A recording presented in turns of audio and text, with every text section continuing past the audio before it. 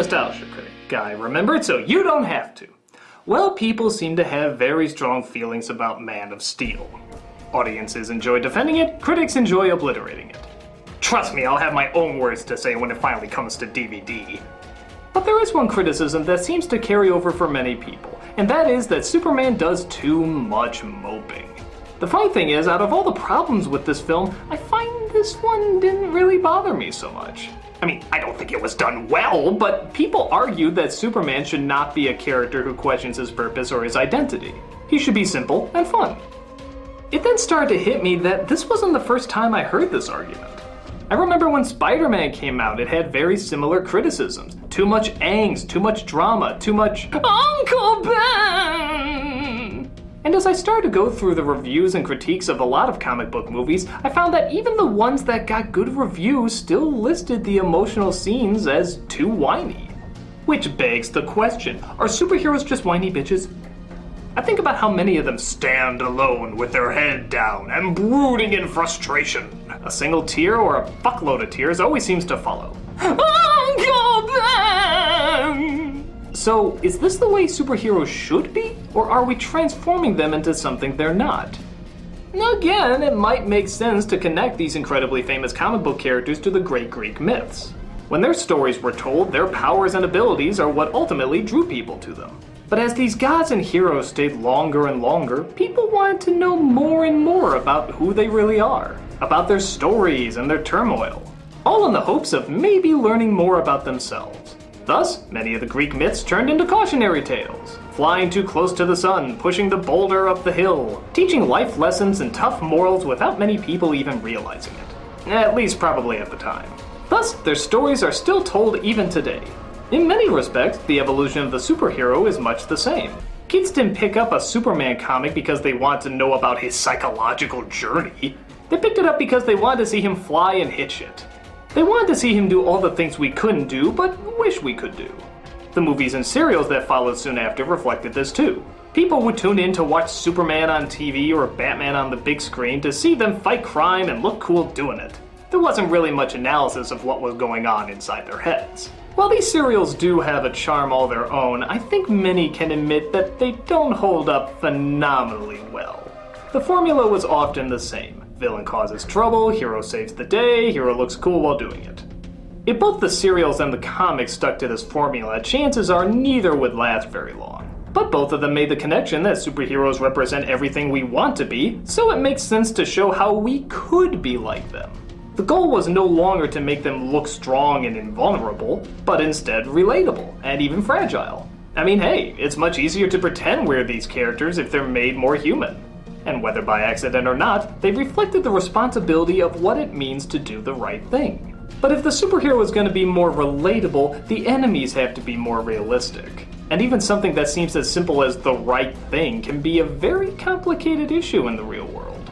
A supervillain or a robber in a mask is very easy to figure out. But wars, politics, prejudice, and so forth, these are a bit more complex. So for a superhero to always know or do the right thing is not always easy. And the stories, logically, have to reflect that. So, just like the Greek myths, the superhero knew that if it wanted to last and be timeless, it would have to reflect the most important human needs at its core. It would need to adapt with time, become more personal, make changes that would create more interesting characters and dilemmas.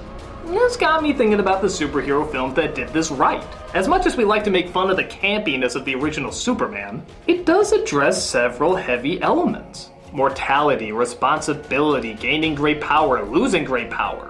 What you have control over and what you don't have control over. It played with the morality, the ethics, the choices of one who has so much and the effect it has on the world around him. This wasn't written by some Saturday morning cartoon writer either. This was written by Mario Puzo, the author of The Godfather. And he treated the mythos of this character very seriously. Why? Because he saw the human potential. Even the exact same story can warrant two very different interpretations. Both Batman and Batman Begins have the same setup. Child's parents are shot, grows up feeling guilty, dresses up like Bat to avenge their death. A classic logical conclusion. But the journey of our hero in Batman Begins is dealt with in great detail, seeing every major development in his life and the impact it has in creating who he is. I'm flesh and blood. I can be ignored. I can be destroyed, but as a symbol. As a symbol, I can be incorruptible. I can be everlasting. Something terrifying. The journey in the first Batman film is done more in the shadows and off-screen, leaving the development to a very simple choice of select words. Look, sometimes I don't know what to think about this. It's just something I have to do. Why? Because nobody else can. Both get across exactly what they need to get across. It's just one is more shrouded in detail and the other is more shrouded in mystery. But they both work. And with that said, there's no doubt that the dark, harsh superhero has now become very popular over the years. Maybe as a means to fight against the campiness of the past or rebel against those who still see them as mere kid stuff. But the question still remains, is it warranted? Are we going too far with the adult stuff, or are we evolving from the simple action-packed basics? This caused me to look back at the often hated Superman Returns. And while I can't defend it as a good film, as many of the criticisms against it I do agree with, that being that it is often boring and very clumsy, I have to acknowledge that it was doing some things very well. Like it did address what it meant to have these powers in today's world, in a different way that the past films didn't. The simple image of Superman floating in space hearing all the problems of the world I still think sums up the weight and pressure in one simple image. No big speeches or direct morals, just one simple shot. What do you hear? Nothing. I hear everything. That's all you need. I get all the anxiety and torment that can beat down on a guy just from those few lines. But we're asking whether or not this stuff can become too heavy-handed. And nowhere is that more obvious in superhero films today than in the Jesus symbolism. Yeah, don't act like you haven't seen this all over the place. Why the hell do we need so much of it? Yes, they're the martyr, the saint, the everlasting guilt trip that will make you appreciate the sacrifice they make. What is the point? The way I see it, this either shows how similar superheroes are to Jesus, I guess to show how incredible they are in both power and humility, or how similar Jesus is to superheroes, that he had all this power and yet used it for peace and kindness. Either way, I don't see why we constantly have to see these similarities. I think we have enough variations on him already. I don't know why these guys can't just rely on their own mythos. I used to have long hair too. It doesn't mean you have to make a comparison between me and him. Though if he wore glasses, he would be a pretty awesome looking hipster. But that's not the only thing that's going too far. Just like the exposing of nothing but their superpowers in the past got old, maybe the exposing of all their emotional baggage is starting to get a little old too. At least in the sense that it's starting to become an overly recognizable formula. We're starting to recognize certain scenes more and more, and people seem to think that just making the scene without adding anything else justifies it being there.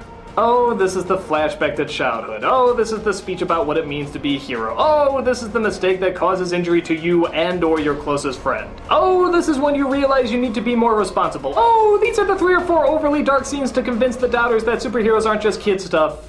Yeah, it's starting to become more and more noticeable, and maybe 1 or 2 of these films could try a little harder and throw something new in. But we've seen formulas badly repeated in other film genres too, and just because the emotional weight in a superhero film can be done bad doesn't mean it shouldn't be done. And to many filmmakers' credit, I think for the most part they're still mixing it up enough to create new problems and new solutions in an ever-changing world. Technology, points of view, emotional understanding. We're still seeing these things evolve in our world, and our movie superheroes are doing well to keep up with it. Truth be told, if they still want to be relevant, they need to keep up with it. If superheroes want to represent who we want to be, they must first understand who we are. And the more our heroes can see that in themselves, the more they can understand who they're fighting for. And the more we'll cheer them on because of it. And so the people who are seeing superheroes as whiners nowadays, I think are more confusing whining for drama. And drama obviously is an essential part in making something interesting. Like anything, we need investment in order to care. We need to relate to our heroes in order to get behind them. But yes, they need to actually do superhero-y stuff too. Throw a punch, show off their powers. Don't just fly around the world questioning your identity, do things! So in the end, it all comes down to balance. You can't cheer for a hero you know nothing about, but you also can't cheer for a hero who doesn't do anything but mope. Both good action and good character are needed to keep the people cheering for more. So superheroes of the future, continue standing up for what you believe in, but never shy away from expressing why. Just don't express too much. Oh, God! the Nostalgia Critic, and I can't wait for another Andrew Garfield movie.